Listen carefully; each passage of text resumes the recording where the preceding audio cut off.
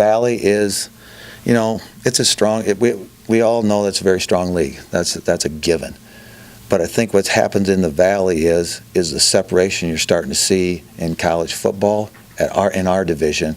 Maybe what happened in BCS level years ago when they all transitioned into conferences. I see the Valley growing exponentially versus maybe some other teams that are progressing along. I see this league expanding more quickly, and it has a lot to do. Look at the draft picks that have came out of here. Look at the number of players in the NFL out of the MVC. Today we've got 11 players in the NFL from Northern Iowa. I mean, unbelievable when you think about it in comparison when Bryce and James Jones were the only 2 years ago. Now do that with some other teams and add their players into it. So the talent is better. There's no question the coaching is better. And the atmosphere we probably have some of the best places to play in our league because of how these other universities have invested in their program. South Dakota State, all the Dakotas, South Dakota State, North Dakota State, and South Dakota are investing heavily into their football facilities right now.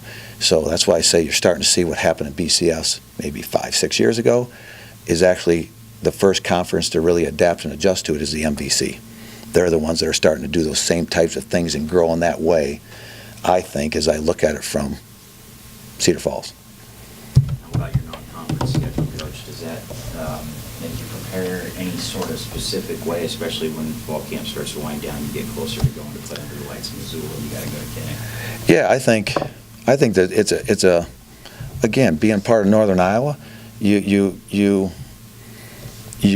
embrace the expectation, but you embrace the role of wearing that logo. And I think a lot had to do with the times of these games and who are playing in these games has a lot to do that there is the University of Northern Iowa is going to bring a quality chance for your team to play at home. Be like us getting a Montana to come here. There'd be a lot of respect there. And playing Montana at night, playing Montana in the day is tough. Play them at night, been there, done that too. All right, Montana at night is ramped up. Then you go to Iowa, playing them in the afternoon, tough. Playing them at night, really tough. Okay, it's just because the energy level of what the fans bring to that game, I think, is what separates those afternoon games from night games in those two stadiums. And then you get back into our own stadium. We've got North Dakota State in here, South Dakota State in here, and I think as of today they're number 1 and they're number 4 as of today. And they'll probably be that when they get to that game because I look at their schedule, they'll probably still be number 1 and number 4 when they play us.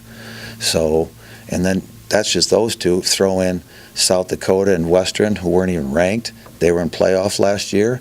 And then put the ranked teams in there, Youngstown, Illinois State.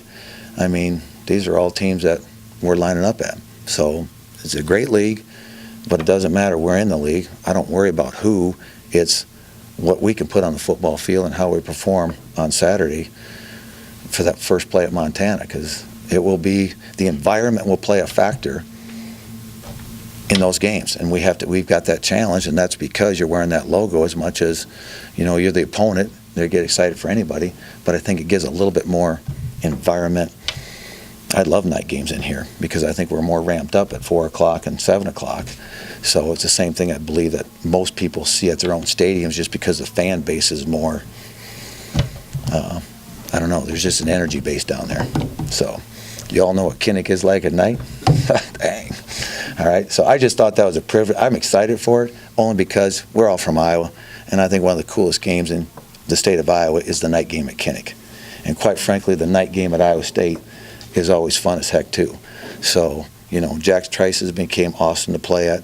Kinnick is awesome to play at. It'll be the first time we get the night experience there instead of the 11 o'clock game. So it's totally different for us because we've always been the 11.